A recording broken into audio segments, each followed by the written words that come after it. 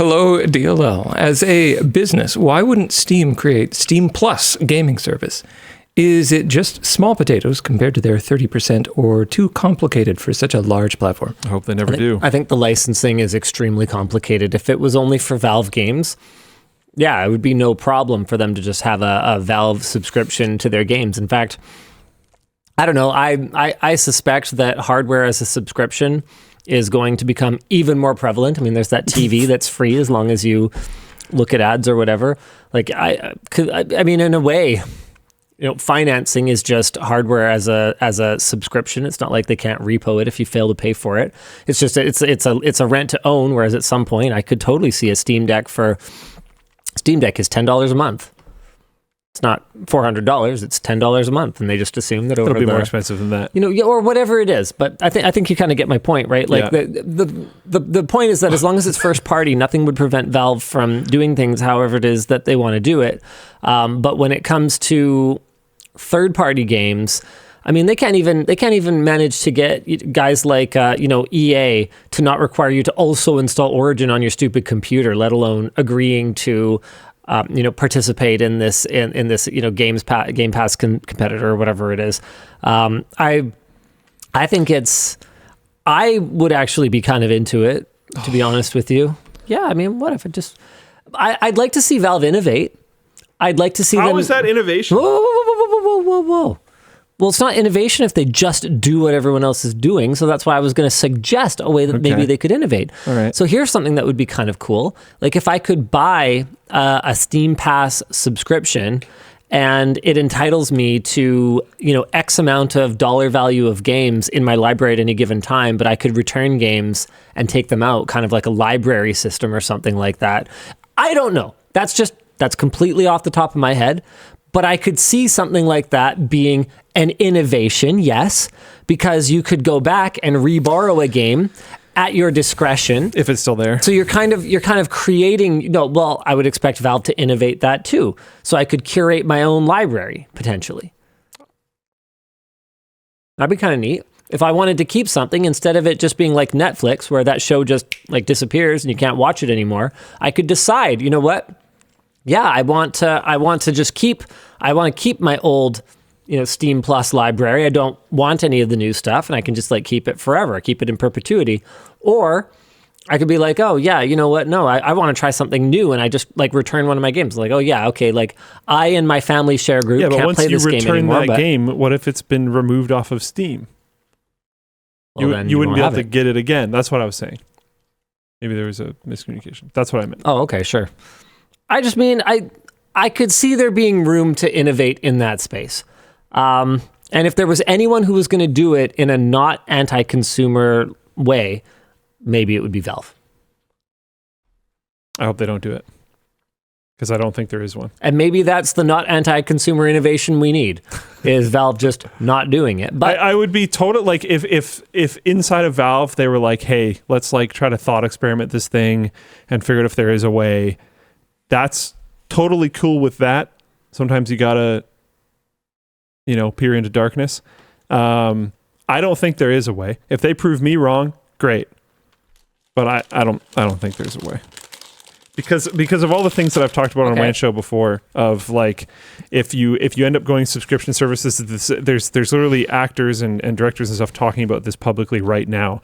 But with everything being subscription service, the only things that get made are safe. There's no all that type of stuff. All right, Mr. Subscription Services are evil. What's that?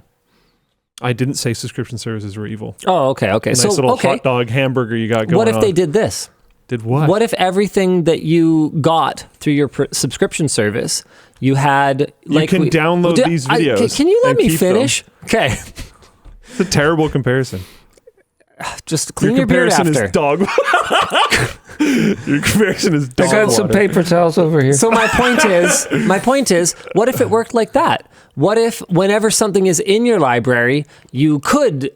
You got it permanently, and it was more like a just hold on. Oh my gosh, this is one of those things where it's like, all I'm saying is consider a possibility. I don't understand. Like if it's going that far, then you have it, you own it. So then like what?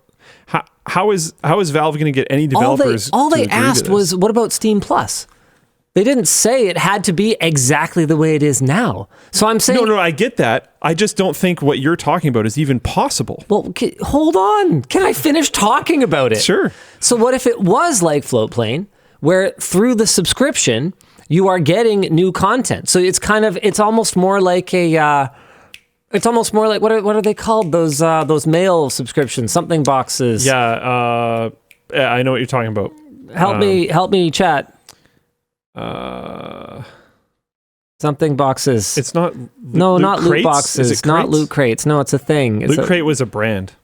Crack boxes. Oh my god.